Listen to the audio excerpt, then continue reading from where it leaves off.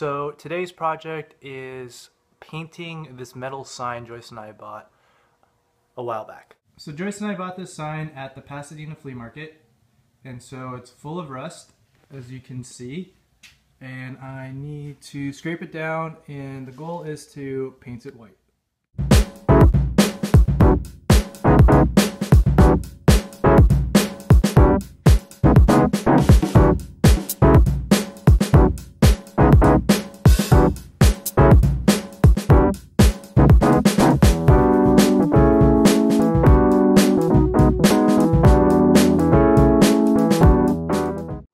So step one, done.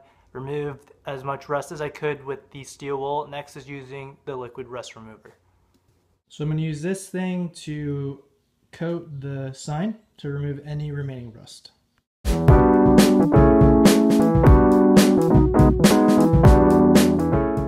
Progress report.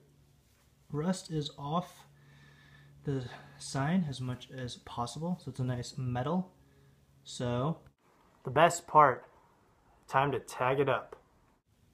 First I gotta hit it with this rust reformer before I hit it with some paint.